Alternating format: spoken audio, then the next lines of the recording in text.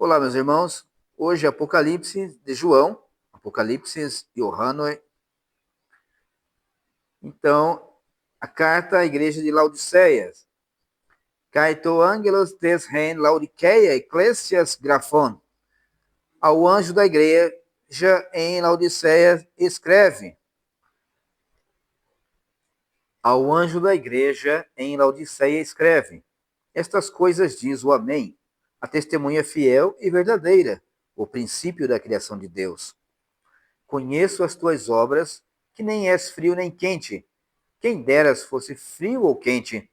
Assim, porque és morno, nem quente, nem frio, estou a ponto de vomitar-te da minha boca. Pois dizes, estou rico e abastado, e não preciso de coisa alguma, e nem sabes que tu és infeliz. Sim, miserável, pobre, cego e nu. Aconselho-te que de mim compres ouro refinado pelo fogo para te enriqueceres, vestiduras brancas para te vestires, a fim de que não seja manifesta a vergonha da tua nudez, e colírio para ungires os olhos, a fim de que vejas. Eu repreendo e disciplino a quantos amo. Sê, pois, zeloso e arrepende-te. Eis que estou à porta e bato. Se alguém ouvir a minha voz e abrir a porta, entrarei em sua casa e cearei com ele, e ele comigo. Ao vencedor dar-lhe-ei a sentar-se comigo no meu trono, assim como também eu venci e me assentei com meu Pai no seu trono. Quem tem ouvidos, ouça o que o Espírito diz às igrejas. Então, precisamos entender algumas coisas antes de entrar na carta ao Laodiceia. Laodiceia era uma cidade greco-romana, cujo nome era Povo da Justiça.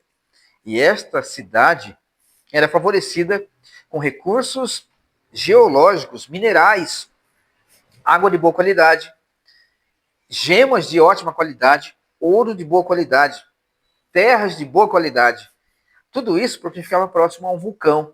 E as antigas erupções que derramaram magma trouxeram minério, ouro, gemas preciosas, como também a cinza vulcânica forrou aquela região toda com minério riquíssimo, com condições minerais para que a terra, depois de decomposta aquela cinza, fosse uma terra produtiva, com belos pastos, favoráveis para a plantação, favoráveis para a criação de animais, como por exemplo ovelhas.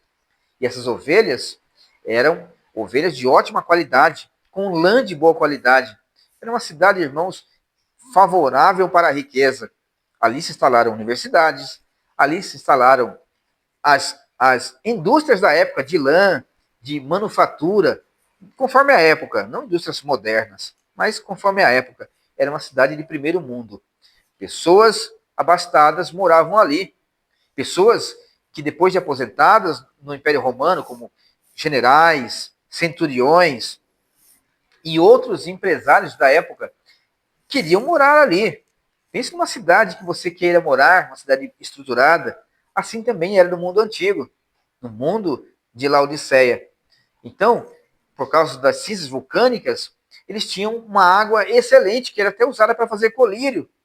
A cidade tinha pastos de ótima qualidade, e dali as ovelhas eram o produto principal, com lãs de primeira qualidade, como dissemos, lã negra, coisa que era muito difícil, e eles tinham em abundância. Ali se faziam colírios por causa da condição da água.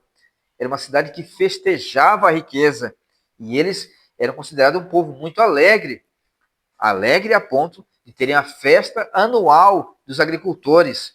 É uma cidade celebrada. Então, os laodicenses eram pessoas felizes. Esses laodicenses que se converteram foram para a igreja. E o problema de Laodiceia, o problema que eles enfrentaram, não foi a perseguição, porque eles tinham pessoas influentes ali, inclusive pessoas da igreja. E o problema maior foi não ter perseguição. A vida fácil, a vida mundana, a vida de riqueza, levou aquela igreja para a lama espiritual.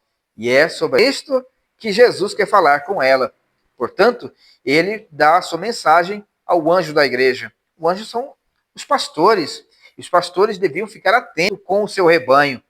Ele não pode a troco de ter paz na sua vida, deixar as suas ovelhas simplesmente à deriva, participando de tudo que é mundano, participando de tudo que o mundo gosta, só porque eles têm uma boa condição social e vão deixá-lo em paz se ele não cobrá-los. Pastor deve ser pastor.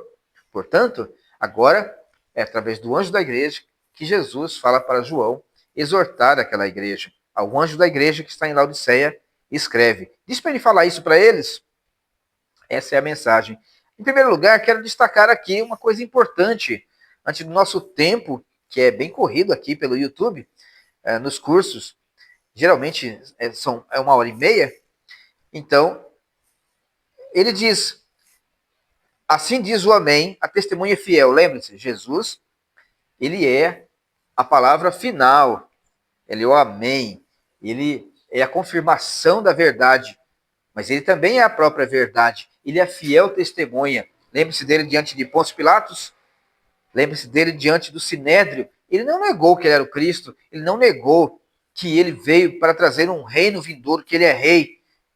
Então, ele é a fiel testemunha. Mesmo que queiram matá-lo, ele testemunhou até o fim da verdade.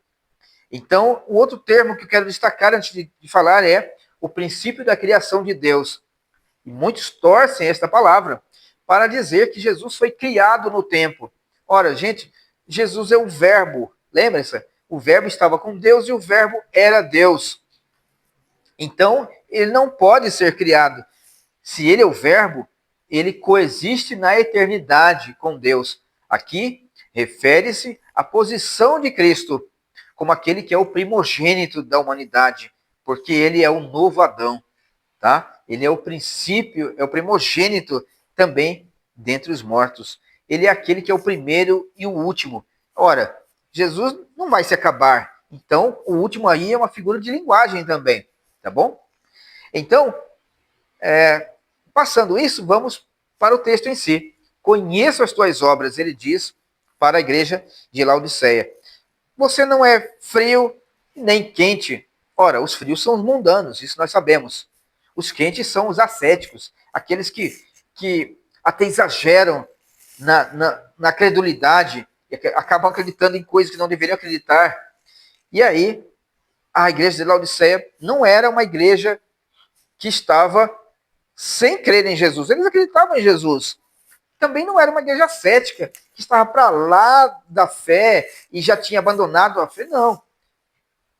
Pior, eles estavam no meio termo.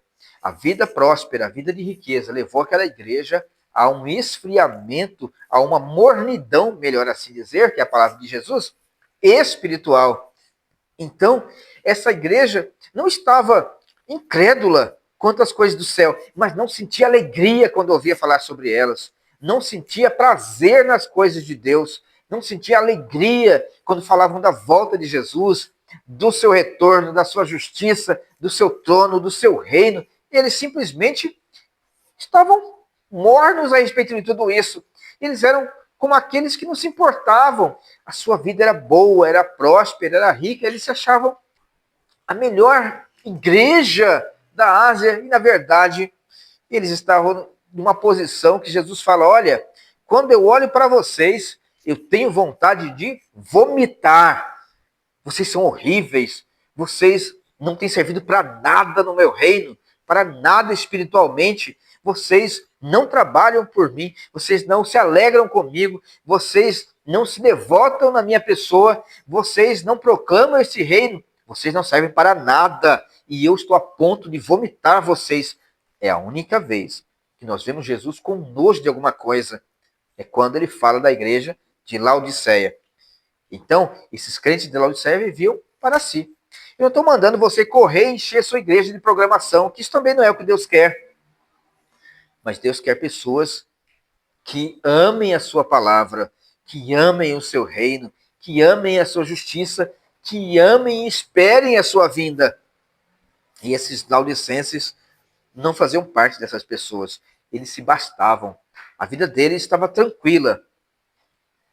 Tinham seus negócios, tinham seus empregos, tinham sua diversão, não tinham perseguição aparentemente, participavam do mundo tranquilamente.